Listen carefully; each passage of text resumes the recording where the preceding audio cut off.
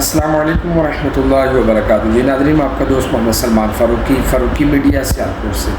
ناظرین، شیخو پورہ کے ایک علاقہ کے اندر ایک گاؤں میں کچھ لوگ جن میں اہل سنت، اہل تشیع اور مرزئی، وہاں کے جو قریب تو تھانہ ایس ایچ او صاحب کے پاس جاتے ہیں، وہ ایک درخواست دیتے ہیں۔ وہ درخواست میری اسکرین کے اوپر آپ دیکھ رہے ہیں۔ وہ دیتے ہیں کہ جی ہمارے اس گاؤں کے اندر مرزئی رہتے ہیں، اہل تشیع رہتے ہیں، اہل سنت رہتے ہیں، یہ سب آپس میں، یہ میں پڑھ کے نہیں سنا رہا، میں اس کا لغوی باب سنا رہا ہوں آپ کو، کہ یہ بڑے امن اور پیار سے رہتے ہیں، یہ بڑے بھائی چارے سے رہتے ہیں۔ جو ہیں مرزئی ہیں، ان کی جو عبادت گاہ، میں کہنا تو نہیں چاہیے ویسے، میں آپ کو بتانے کے لیے کہ ان کی جو عبادت گاہیں ہیں، وہ اس کے اوپر جو منار بنے ہوئے ہیں وہ کئی سالوں سے بنے ہوئے ہیں۔ ان کی وہ ساری، کیونکہ یہ قانون کے اندر تو پاکستان کے آئین میں یہ کافر ہے، یہ اس طرح کی، یہ مسجدوں کے جس طرح ہم بناتے ہیں اس طرح کی یہ عبادت گاہیں نہیں بنا سکتے۔ تو انہوں نے کہا جی وہ گاؤں والوں نے، جو اہل سنت ہیں، اہل تشیع ہیں، وہ مل کے جی یہ نہ گرائے جائیں گے، ان سے ہمارے دل جو ہے وہ مجروح ہوتے ہیں، اذیت پہنچتی ہے، لہٰذا اس چیز کو جو ہے نا وہ اگر کیا جائے گا تو وہ نامناسب ہے۔ اچھا، یہ اب کون کون اس میں شامل ہے؟ اہل سنت کے امام مسجد،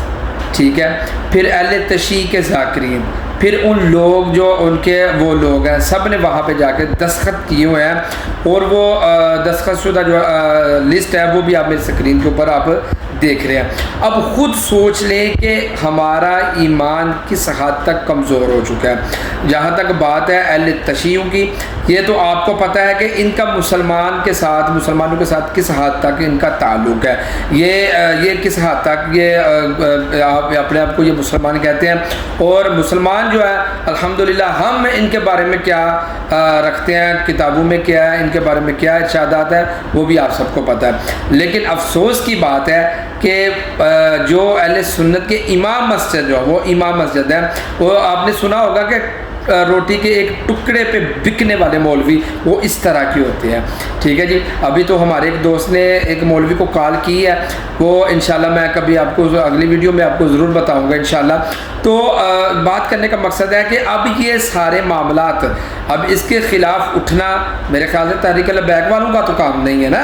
یہ تحریک لبیک والوں کا کام نہیں ہے، یہ یوتھیوں کا کام ہے، پٹواریوں کا کام ہے، جو ملک کے خوبدار بنے ہوئے ہیں، یہ دین کے ٹھیکیدار بنتے ہیں۔ تحریک لبیک والوں کا کیا کام ہے؟ کیا کام ہے تحریک لبیک والوں کا، مجھے بتائیں، کیونکہ اگر وہ اٹھے تو انہوں نے آواز اٹھائی، حالانکہ آواز الحمدللہ انہوں نے اٹھائی ہے،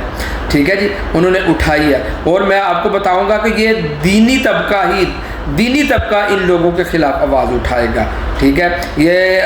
یوتھیے پٹواریے، ٹھیک ہے، یہ یوتھیے پٹواریے نام اس لیے لیا جا رہا ہے کیونکہ ان کو جلدی سمجھ آتی ہے، ان کو مخاطب جب اس طرح کا کیا جاتا ہے تو ان کو پتہ چل جاتا ہے کہ یہ ہمیں مخاطب کیا جا رہا ہے۔ یہ ہماری حکومت ہے کہ جس حکومت کے اندر